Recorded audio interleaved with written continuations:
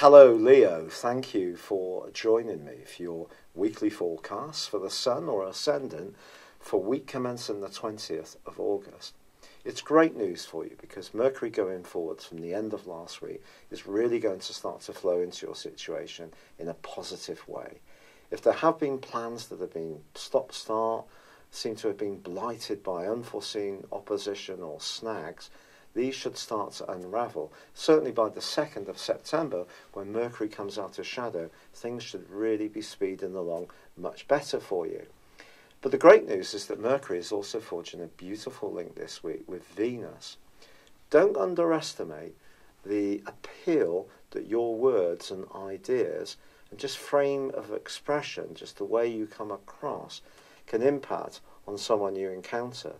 To be honest, this is one of those aspects which could really see you charm someone. Not in an insidious way, just quite naturally.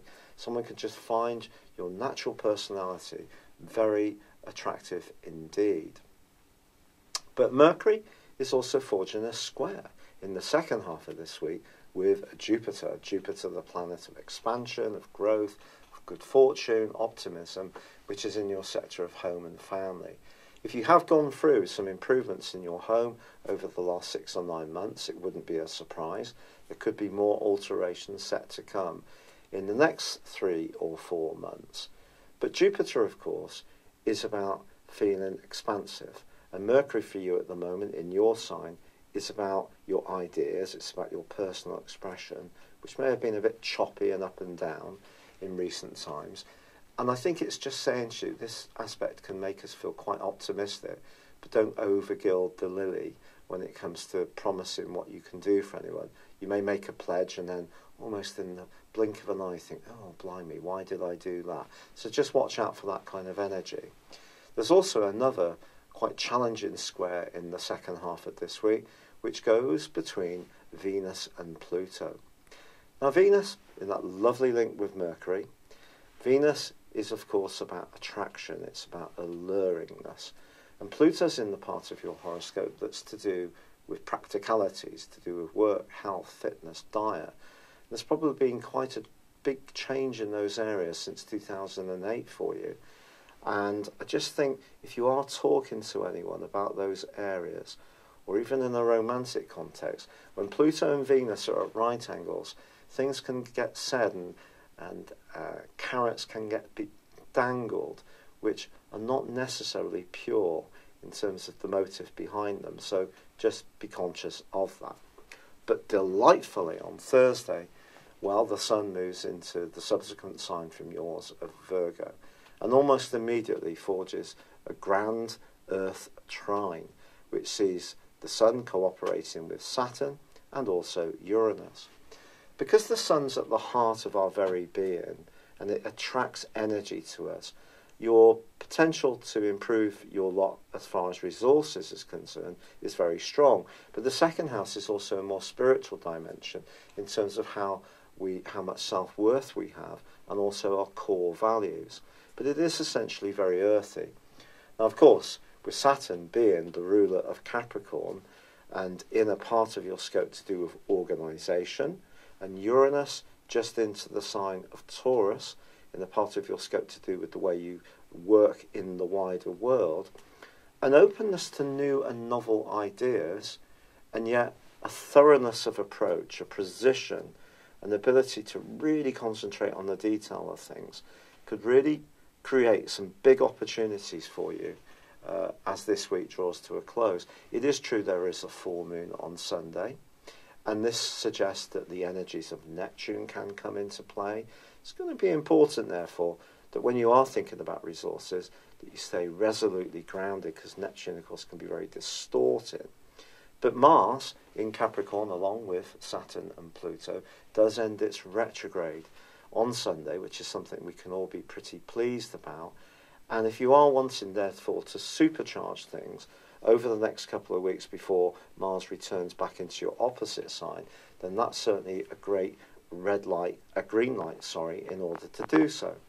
So, some fascinating opportunities for you this week, and I think generally things are going to be flowing, you're going to be feeling more optimistic, there can be some lovely light communication, but also an opportunity for you to grapple with opportunities to raise your profile, but in a way which is going to give you tangible returns.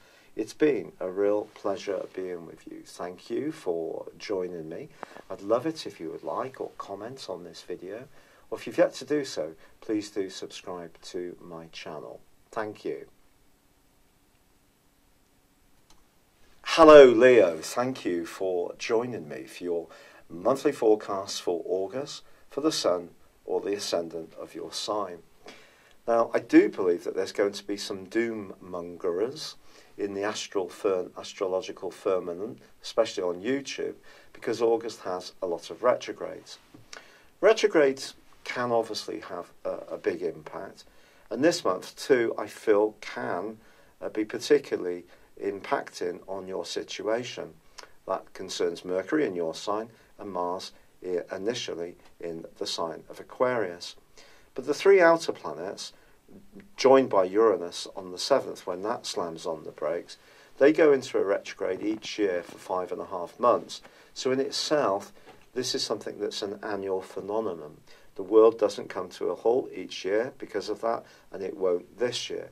So we have to be really excited for you that the Sun, the orb, is back home with you as this month begins, investing upon you huge amounts of enthusiasm and energy, which is ramped up further still from the 3rd through to the 10th, because there's a wondrous right angle between the Sun and Jupiter.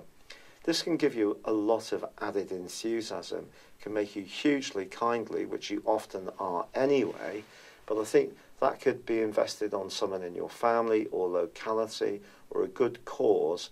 If there is something that really pulls at your heartstrings, you'll probably want to do something to help someone in some kind of tangible way, or you could be hugely enthusiastic and encouraging.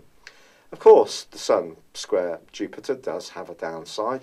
We can promise more than we can realistically deliver. We can get into situations where we're in the blink of an eye connecting or committing to something that actually could limit our own potentials and individuality. So just be aware of that. And of course, Mercury started to go retrograde in your sign last month and will be so through to the 17th of this month. That suggests for you that a creative strand could be a bit stop-start this month, and at times that could prove to be frustrating. That's inarguable. But you know, when you get to the 2nd of September and look back to the start of August, I do feel that whatever ideas come and go, the one you finally settle upon will be the one with the greatest merit. So there's just going to be some fluidity about this. And the key with Mercury retrograde is to do what you can do and influence in the most precise way. Ensure that your communications are crystal clear. Check that other people have the same understanding of you in terms of whatever you're trying to achieve. That's just standard. But just also factor in that things might not necessarily go exactly to plan, and then that can limit the amount of frustration. Now, on the 7th of this month, I've already mentioned that Uranus goes into retrograde. Now, Uranus is in the part of your horoscope that's to do with your worldly interactions. And you know, I think it's possible that since the middle of May, you've started to rethink some of these, and you're in the process, potentially, of liberating yourself from anything that no longer serves a greater purpose. Now, that can also be true of any professional relationships that you don't enjoy. So if you work in a role which maybe you're very good at and maybe you're productive in, but you don't like the people, I think you could bail out this month, quite frankly, and look to do something different and more enterprising. Because not only do you want to be a free spirit and express your individuality and feel natural in terms of your worldly interactions, it also needs to work in terms of how that connects you to others. And if those connecting relationships aren't great, then one could come under pressure. And there could be some scrapes, there could be some arguments, quite frankly, this month, if someone's not listening up to your viewpoint, especially if you're someone who's usually enormously supportive to others. But innovation is written large across your scope. And because Uranus is forging a fabulous link to Saturn, and both these are the co-regents of Aquarius, think like this. Think that any progressive steps you make that are well-researched, thought through, and implemented in a very thorough way can definitely see you moving forwards in an exciting way in terms of your public identity, how you feel about yourself, or even how you earn a living. However, on the 7th, we also have the move of Venus into its other home sign of Libra. Now, this is all about everyday communications. Now, you're going to have a real gift for just enamoring people, of impressing people. You are one of the most charismatic members of the Zodiac. Sometimes I feel that it's true to say that Libra people can be actually a lot shyer and reticent about promoting your qualities than perhaps the public archetype is there. Perhaps sometimes you can get a bit caught up inside your own self and be a bit more fixed with what you know, but be outward looking, particularly if you are wanting some kind of relationship progress. Venus can certainly help you in this regard. You may even get some kind of new vehicle which could really excite you, or some kind of stunning new piece of hi-fi kit, or a new computer. If you like that kind of technology, love it in fact, that could be a point of passion. If you are single and are interested or open to the more modern ways of connecting to others, then Venus can definitely help you here too. On the 13th, however, Mars, which has been in your sector of relating since the middle of May, well, that reverses back into your sector of practicalities of work and health. But for 3 weeks of this month, Mars is clashing with Uranus. And that's where I think these relationships are so important for you, your worldly interactions. But moving back into Capricorn, that's not going to suddenly change, because they're still going to be in a square, but just a disassociate square. I mean, I use the 3-degree orb or gap between the exact position of an aspect. And I think that that can almost ramp up tension a little bit more if you're being really so conscientious that you feel overburdened with other people's needs and demands. So just continue to focus on the need for liberation, even though Uranus is in that challenging angle with Mars, which can cause some tensions and rows, and also is going to be going into a retrograde, which could in some ways see you rethinking some things, and things can be off and on, especially with Mercury retrograde as well. But that thing brings us through to the 18th of the month. Mercury comes out of retrograde. It's not going to come out of shadow until the 2nd of September. But I think generally, if there has been a bit of a blockage, if things can start to flow, so a great sigh of relief. But on the 23rd, the Sun moves into Virgo, which is about resources. If you have been working hard on your individual talents, ideas, and strands, the move of the Sun into Virgo can give you an earthy appreciation of how much progress you've made and how far further you want to go. But it's not just about money and materialism for you, the Sun's move through this area. It's also about the core things in your life, and my life too, which make us feel healthy and sound in our existence. So we can get caught up in more sugary things when any planet goes through the 2nd house.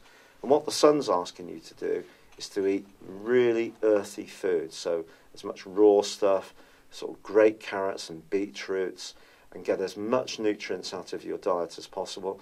And if you are a bit of a sweet freak, try to limit it more to treats on particular days rather than being always reaching for the chocolate drawer all the time, or perhaps it's the Prosecco. It just depends on your situation.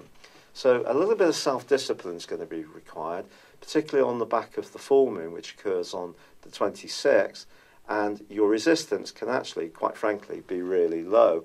You could find yourself even wanting to splash out in the next couple of weeks, but just stay conscious of any financial obligations and responsibilities. This particular full moon links in brilliantly with that wonderful link between Uranus and Saturn. So it's possible that if you are someone who is enterprising, you are wanting to make progress around a business issue, that your sensitivity to others in terms of in close interactions can be a real asset too. But then Mars straightens itself out, goes forwards on the 27th. This is something to really be happy about, to be honest. Mars is going to stay in Capricorn through till the middle, just about the middle of next month, September. So that need to work hard on the detail of things, to be very applied, to be very self-disciplined, is going to be very strong. But Mars can also give you added vitality if you're looking after the core needs of your very being, which the Sun is asking you to do. And of course, Mercury will still be in your sign, seeing you needing to express your individuality. Venus is asking you to charm people, and you can certainly do that. And it can be a wonderful ending to this month, which could lead to some really quite lovely gatherings, parties, enjoying the good things in life, but just try to have them in a proportionate amount. It's been a real pleasure being with you. I'm very sorry this video has been published so late this month. I haven't been feeling great with the rheumatoid arthritis, and I will try to endeavour to get September's done that much quicker. But thank you for your patience and all the lovely kind comments that have been expressed and advice. For now, I'd love it if you would like, comment or subscribe to my channel. Good luck and goodbye.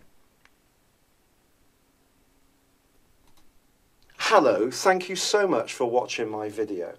I'd love you to join me at my Horoscope Ace app. You can find this at www.horoscope-ace.com. You can use it through Android, iOS, Apple or Facebook. Check out your ascendant or your moon sign, or download your free birth chart. There's all your favourite videos, plus there are daily, weekly, monthly and yearly horoscopes for general, love, Chinese and Indian astrology. If your passion is tarot, there's my brilliant 3-card money or love tarot readings too. And it's all there at www.horoscope-ace.com. Thank you.